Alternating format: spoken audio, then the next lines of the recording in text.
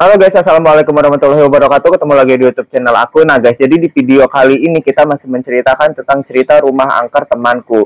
Nah, tapi sebelum kita masuk ke ceritanya, kalau di antara kalian ada yang punya pengalaman-pengalaman mistis dan pengalaman-pengalaman horor, kalian mau cerita ke aku, nah boleh banget nih guys. Kalau kalian mau cerita ke aku, kalian tinggal DM ke Instagram aku bayu_dewanto308. Nanti cerita kalian akan aku share ke teman-teman semua di sini. Tapi sebelum masuk ke ceritanya, jangan lupa ya guys, di subscribe, like, share, and comment sebanyak-banyaknya biar aku nambah semangat lagi untuk bikin-bikin videonya. Oke guys, kita langsung masuk ke alur ceritanya. Check it out. Nah guys, jadi setelah si Akma ini berusaha untuk nggak peduli dengan suara-suara yang dia dengar, dari mulai langkah kaki maupun suara-suara ketawa si anak-anak kecil ini. Akhirnya setelah si Akma berusaha untuk nggak peduli, dan akhirnya suara-suara dan gangguan itu pun hilang dengan sendirinya. Nah di sini si Akma berpikir, oh mungkin udah aman nih gitu kan, karena ini udah hilang gitu kan suara-suaranya. Tapi ternyata salah guys. Ternyata di situ si Akma kembali lagi-lagi mendapatkan gangguan. Lagi-lagi si Akma ini diganggu, dan kali ini si Akma merasa terganggunya, dan kali ini si Akma ini merasa diganggu dari area mukanya si Akma. Nah, setelah si Akma membuka matanya, ternyata ada sosok si nenek-nenek ini tuh lagi ngeliatin dia dari arah atas guys, dengan rambutnya yang panjang, dan si ujung-ujung rambutnya ini tuh kena mukanya si Akma. Dan di situ si Akma cuma bisa istighfar tanpa bisa melakukan hal apapun. Dan akhirnya si nenek-nenek ini pun malah ikut berbaring di sampingnya si Akma guys. Nah tapi pada saat itu si Akma cuma bisa diem. Tapi nggak lama setelah itu kembali lagi, akhirnya si Akma mendengar suara yang aneh. Apa? Kali ini si Akma mendengar suara ketukan pintu. Cuman ketukan pintu ini tuh beda. Jadi bukan kayak pintu yang cuma sekedar diketuk gitu guys. Jadi ini tuh suara pintu yang digedor, kayak duk duk duk duk duk duk duk gitu kan. Nah, dan suaranya itu kencang banget guys. Suaranya itu keras banget gitu. Akhirnya di situ spontan si Akma berdiri. Setelah dengar suara gedoran pintu itu, di situ dia merasa terdorong untuk melihat sebenarnya ada apa ini gitu kan. Nah, setelah si Akma berusaha untuk melangkahkan kakinya dan mencari dari arah mana suara ini berasal, pas di saat dia mau melangkahkan kakinya itu seperti ada yang nahan guys.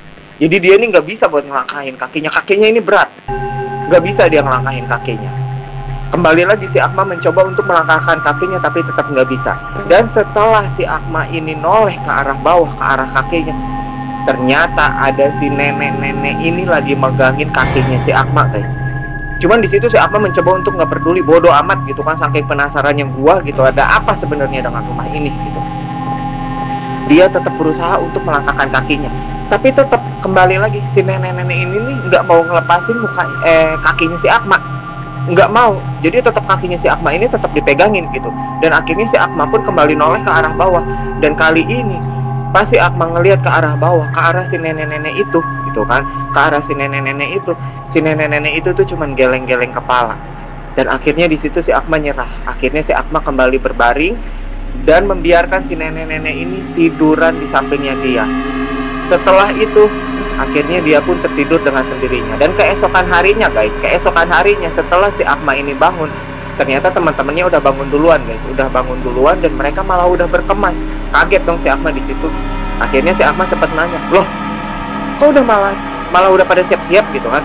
Bukannya di sini kita rencananya nginep 2 hari gitu kan?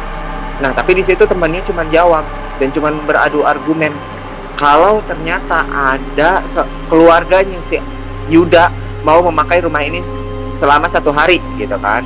Nah tapi di situ si Akma sadar kalau ini tuh hanya bohong belaka, dan akhirnya si Akma cuma mengiyakan aja nih. Setelah itu si Akma pun ikut packing, ikut mengemasi barang-barangnya untuk pulang.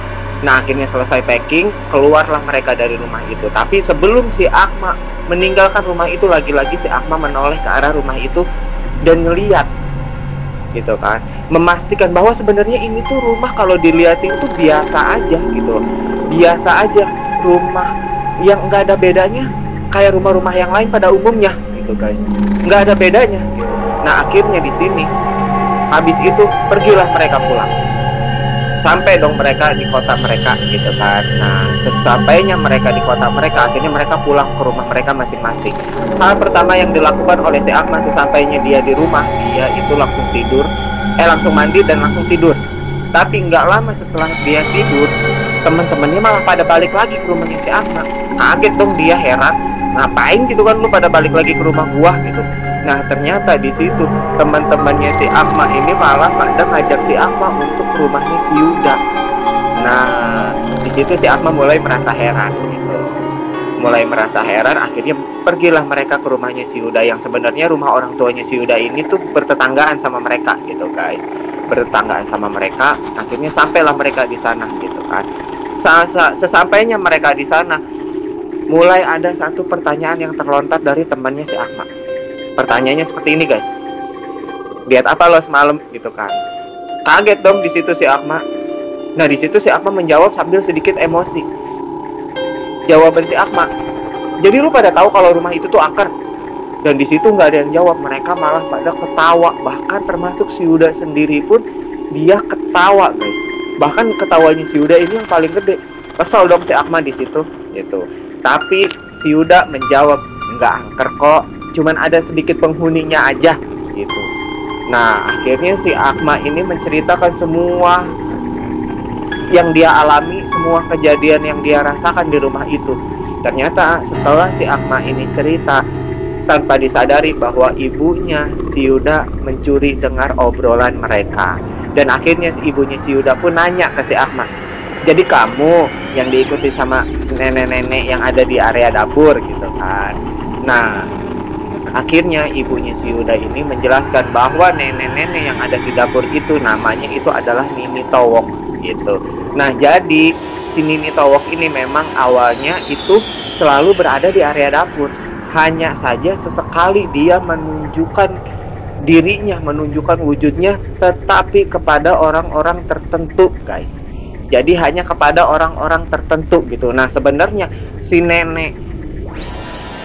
Nini Towok ya, si Nini Towok ini tuh menunjukkan dirinya kepada orang-orang tertentu untuk menolak bala atau menolak kesialan, keapesan yang berasal dari orang tersebut, guys. Gitu ceritanya. Dan memang di situ si Akma sadar, dia sadar dari sekian banyaknya gangguan-gangguan yang si nenek-nenek ini lakukan kepada si Akma gitu kan, hanya saja si nenek ini hanya menunjukkan dirinya aja, menunjukkan eksistensinya gitu, tanpa melakukan kontak fisik ke si Akma, tanpa menyakiti si Akma gitu. Dia tuh jadi si Nini Towok ini tuh cuman menunjukkan dirinya aja gitu, guys, nggak pernah melakukan kontak fisik apapun. Dan kontak fisik yang pertama dialami oleh si Akma adalah di saat dimana si Akma ini kakinya itu dipegang sama si Nini Towok ini, guys. Dan akhirnya si Akma pun menceritakan semua kejadian-kejadian yang dia rasakan dan dia alami di rumah neneknya si Yuda ini kepada ibunya si Yuda, guys. Nah, tapi di sini ibunya si Yuda tuh nggak ngerasa kaget, bahkan malah sebaliknya, malah seperti terlihat nahan ketawa, guys. Malah seperti nahan ketawa. Akhirnya si Akma pun menceritakan gitu kan, menceritakan semua hal, termasuk si Tante Kay yang berada di area depan rumahnya si Akma yang di pohon jambu. Si Yuda di area depan rumahnya si Yuda yang berada di pohon jambu gitu. Suara ketawa anak-anak kecil, sampai bayangan hitam yang berada di area kamar mandi. Nah, akhirnya di sini ibunya si Yuda menjelaskan bahwa memang di pohon jambu itu tuh memang ada kuntilanaknya, guys. Memang ada kuntilanaknya. Dan ibunya si Yuda pun pernah lihat, waktu itu tuh pernah lihat sekali gitu, guys. Pernah lihat sekali. Cuma gangguan-gangguan yang paling sering dialami di rumah itu ya hanya sebatas ketawa dari si Tante Kay ini. Jadi dia ini jarang sekali untuk menunjukkan dirinya gitu. Jadi gangguan-gangguan yang dia lakukan ya hanya sebatas ketawa gitu kan. Nah, untuk suara-suara ketawa anak-anak kecil ini gitu, ibunya si Yuda bilang, untung kamu enggak melihat rupanya anak-anak kecil ini. Jadi di sini ibunya si Yuda menceritakan bahwa rupa dan wujud si anak-anak kecil ini itu mukanya itu hancur, guys. Mukanya hancur seperti korban kebakaran. Nah, pada saat itu ibunya si Yuda sendiri pun pernah mengalami pernah mengalami waktu itu tuh malam-malam ibunya si Yuda tuh mau ngambil air ke kulkas karena dia haus dong. Akhirnya dia ngambil air ke kulkas, cuma kaget di situ pas dia lagi ngambil air, dia ngedengar ada suara anak-anak kecil yang ngajak dia main, yang ngajak ibunya si Yuda ini main, guys, gitu. Nah, dia lebih kaget lagi pas dia lihat ada tangan yang megangin baju ibunya si Yuda. Nah, tapi setelah ibunya si Yuda ngelihat ada tangan yang megangin baju dia, dia penasaran dong. Akhirnya apa? Ibunya si Yuda ini mencoba untuk melihat. Cuma sebelum dia nengok, pas dia mau nengok maksudnya, pas dia mau nengok, terdengar suara si anak kecil itu bilang, "Ojo ndelok aku, Mbak. Ojo, raiku jelek." Nah, jangan lihat aku, Kak, jangan. Wajahku jelek, gitu maksudnya. Artinya itu seperti itu, gitu kan. Nah, jadi diceritakan ibunya si Yuda, memang ada penghuni di rumah itu yang sosoknya anak-anak kecil, cuma seperti korban kebakaran. Dan akhirnya ibunya si Yuda pun menjelaskan sosok bayangan hitam yang ada di kamar mandi, yang ada di area di kamar mandi itu sebenarnya bukan penghuni tetap dari rumah kakeknya, neneknya si Yuda, guys. Jadi sosok hitam ini tuh biasa disebut Dayoh, si Dayoh gitu kan, Dayoh gitu, mungkin namanya Dayoh ya, pokoknya biasa disebutnya Dayoh. Nah, jadi si sosok hitam ini tuh, si Dayoh ini tuh sering berpindah-pindah tempat. Cuma dia itu seringnya memang menempati area kamar mandi, tapi dia ini sering berpindah-pindah tempat, nggak cuma di rumah neneknya si Yuda, bahkan sering pindah-pindah tempat tuh ke rumah-rumah tetangga yang ada di sekitar situ gitu, guys. Tapi seringnya memang berada di rumah kakek neneknya si Yuda ini. Nah, di situ pun si Andri mulai ikut nyeletuk. Ikut nyeletuknya apa? Ternyata di situ si Andri pun sempat pernah dikagetkan oleh sosok bayangan hitam yang ada di kamar mandi. Sampai saking kagetnya si Andri, dia kepleset dan dia mau kecebur ke sumur geret, guys. Dia mau kecebur ke sumur geret, cuman untung tangannya dia ini sigap, langsung meraih kayu yang ada di area kamar mandi itu, guys. Akhirnya alhamdulillah si Andri ini terselamatkan. Dan kenapa itu? Dan itulah alasannya kenapa si Andri ini setelah keluar dari kamar mandi, dia terlihat pucat. Nah, tapi setelah itu si Akma pun ingat, guys. Si Akma ingat bahwa waktu itu pas dia lagi tidur sama si nenek-nenek, si Nini Towok ini, dia tuh mendengar suara gedoran-gedoran pintu, guys. Dia ini ngedengar suara gedoran-gedoran pintu, dan di situ si Akma ini cerita ke ibunya si Yuda. Tapi di sini pas si Akma ini cerita ke ibunya si Yuda, gitu kan, ke ibunya si Yuda, mimik wajah ibunya si Yuda, ekspresinya itu berubah, seperti kaget, gitu. Nah, akhirnya ibunya si Yuda ini nanya ke si Akma, "Terus kamu buka itu pintu?" Nah, akhirnya dijawab sama si Akma, "Gimana gue mau buka, Bu?" Gitu kan. Orang kaki gue aja ditahan sama si nenek-nenek ini, gitu kan. Gue nggak bisa buat ngelangkah gitu. Akhirnya gue tidur dah gitu. Karena gue nggak bisa ngelangkah, ya udah akhirnya gue mencoba untuk tidur. Itu jawaban si Akma, gitu kan. Nah, ternyata di situ ibunya si Yuda menjelaskan bahwa yang dikurung di area dapur itu, di pintu yang nggak boleh dibuka itu adalah jin yang paling kuat yang berada di rumah itu. Itu alasannya kenapa pintu itu tuh nggak boleh dibuka. Nah, jadi terakhir kali pintu ini dibuka tuh waktu almarhum kakeknya si Yuda ini masih hidup, guys. Waktu almarhum kakeknya si Yuda ini masih ada, gitu.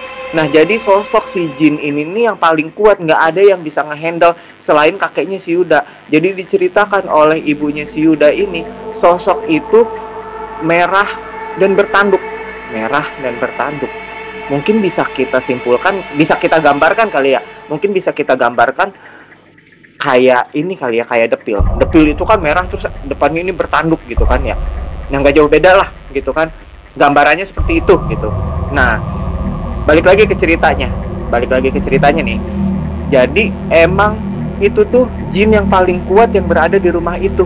Nggak ada yang bisa ngehandle dia selain almarhum kakeknya si Yuda. Itu alasannya kenapa dia dikurung di ruangan itu dan pintu itu tuh nggak boleh dibuka. Dan memang pesan kakeknya si Yuda sebelum kakeknya si Yuda meninggal, itu nih pintu nih nggak boleh dibuka. Mau siapapun kalian jangan pernah ada yang membuka pintu ini, karena takutnya si jin ini kelepas gitu kan. Si jin ini kelepas, nggak ada yang nggak ada yang bisa ngehandle dia guys, gitu. Makanya kenapa di situ tuh dilarang keras untuk buka itu pintu. Dan di situ akhirnya si Akma mulai terjawab tanda tanyanya, kenapa ini pintu itu seolah ditutupin pakai lemari guys. Dan cerita terakhir yang diceritakan oleh si Akma ini, ternyata semua teman-temannya si Akma ini udah pernah datang ke rumah itu guys.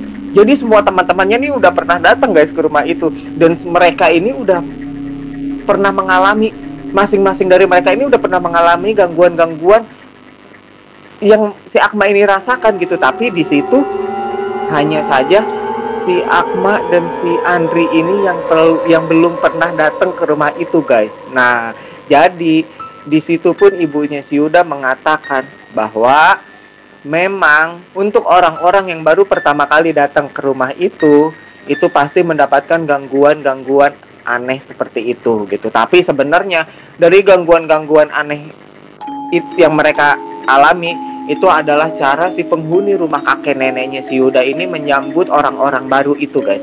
Tapi balik lagi, niat lu datang ke rumah itu tuh dengan niat baik apa niat buruk, terlepas dari cara penyambutan mereka seperti itu gitu kan. Balik lagi, lu nih niatnya datang ke sini nih dengan niat baik apa niat buruk. Karena dulu pernah ada cerita ada orang yang berniat buruk datang ke rumah itu. Ternyata gangguannya lebih parah dari apa yang si Akma rasain guys. Lebih parah, bahkan sampai mau mencelakai si orang tersebut. Gangguan itu nggak pernah berakhir gitu.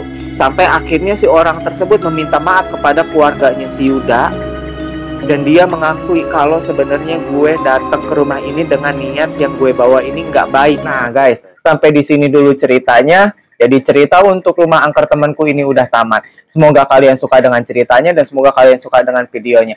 Jangan lupa kalau kalian suka dengan video ini, jangan lupa di subscribe, like, share, and comment sebanyak-banyaknya biar gue nambah semangat lagi untuk bikin video-videonya. Dan biar gue nambah semangat lagi untuk nge-share cerita-cerita horor ke kalian. Tapi kalian jangan takut. Habis ini gue bakal nyeritain lagi cerita horor yang gak kalah menarik dan gak kalah seram dari ini guys. Oke guys, mungkin terakhir dari gue. Wassalamualaikum warahmatullahi wabarakatuh.